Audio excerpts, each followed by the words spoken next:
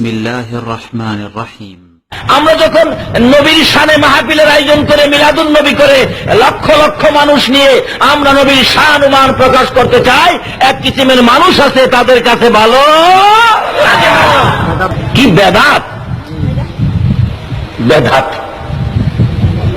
নবীর শানে কিছু করলে বেদাত, তাই যে বাসে চলে এটা বেদাত, এটা কিন্তু কইতো না। বাসের মধ্যে উঠা বেদাত, এই পিজের রাস্তা দিয়ে চলা বেদাত, রিক্সা ওঠা বেদাত, বিমানে উঠা বেদাত, ইন্টারসিটি ট্রেনে উঠা বেদাত, সবগুলি। অর্থাৎ বেদাত শব্দের অর্থ হলো নতুন কাজ। নবীর আমলে যেটা ছিল না এটা আবিষ্কার করার নাম ওই বেদাত। এই যে মাইক দিয়ে আজান দেয় মসজিদে, এটাও তো বেদাত। সুন্নত এবং বেদাত, আহলে হাদিসগণ সুন্নতের উপর কায়েম থাকতে চেষ্টা করেন, বেদাতের তারা বিরোধী, ঘোর বিরোধী। সুন্নত হলো আল্লাহ নবী যা করেছেন, সাহাবীগণ আল্লাহ নবী নীতি এবং আদর্শের উপর যার উপর টিকেছিলেন সেটার নাম কি? সুন্নত। আর আপনি যেটা বানাবেন সেটা কি? সেটা হলো কি? বেদাত। এখন বলবেন যে এই মাইকে কথা বলতেছেন বেদাত, ওই লাইট জ্বলছে বেদাত, তাই না?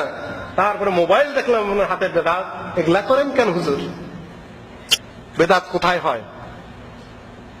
বেদাত কোন জায়গায় হয়? বেদাত হয় ইবাদতের মধ্যে।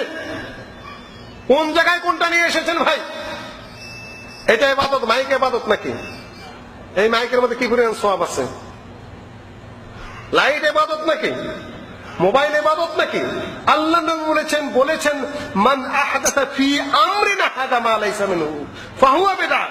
আমার এই কাজ, আল্লাহ নবীর কাজ কি? দ্বীন এবং শরিয়ত। তার মধ্যে যে নতুন সৃষ্টি করবে ফাহুয়া রাদ্দুন, সেটা হলো বেদাত। আপনি কি আবিষ্কার করলেন না করলেন, গাড়ি না জাহাজ, ওটা কি ইবাদত নাকি? ওগুলো শরীয়ত নাকি? ওগুলো দ্বীন নাকি? আপনার পৃথিবীর প্রয়োজনে আপনি যা খুশি তা করতে পারেন, আবিষ্কার করতে পারেন, ওগুলো তো ইবাদত নয়, ওগুলো শরীয়ত নয়। কিন্তু শরীয়তের নামে আপনি যেটা নতুন করবেন সেটা কি? সেটা বেদাত। যেমন মিলাদ সওয়াবের জন্য করতেছেন, তাই না? খারাপ কি? আল্লাহর নাম নেওয়া হয়, আল্লাহ রসুলের নাম নেওয়া হয়, এটা খারাপ কি ভাই? ভালো কাজই তো করা হয়। সবে বরাত সারা রাত জায়গা জায়গায় ইবাদত করে, গোসল করে, তাই না? ইবাদত করে, ইবাদত খারাপ নাকি? নিয়া ইবাদত তো খারাপ না, ঠিকই তো আছে। যেটা হাদিসে নাই, যেটা কোরআনে নাই, যেটা সাহাবারা করেন নাই, সেই ইবাদত আপনাকে জাল করার অধিকার কে দিয়েছে? আপনি ইবাদত কম করেন, আল্লাহ মাফ করবে। নামাজে দেরিতে আসেন, তাও মাফ করবে। সিরা টাকাও চলে যাবে, কিন্তু আল্লাহর মধ্যে তো আপনি হস্তক্ষেপ করতে পারেন না। আপনি যতই বোঝেন না কেন, আল্লাহর এবং রসুল যেটা করেন নাই শরীয়ত বানানে, সেখানে আপনি ঢুকতে পারবেন? অসম্ভব। বোঝার চেষ্টা করুন। এই জন্য বেদাতের শাস্তি হলো সবচেয়ে বেশি। বেদাতের ইবাদত কবুল হয় না। সে সীমা লঙ্ঘনকারী, সে অহংকারী, সে মুতাকাব্বির, সে আল্লাহ এবং রাসূলের উপর হস্তক্ষেপ করে।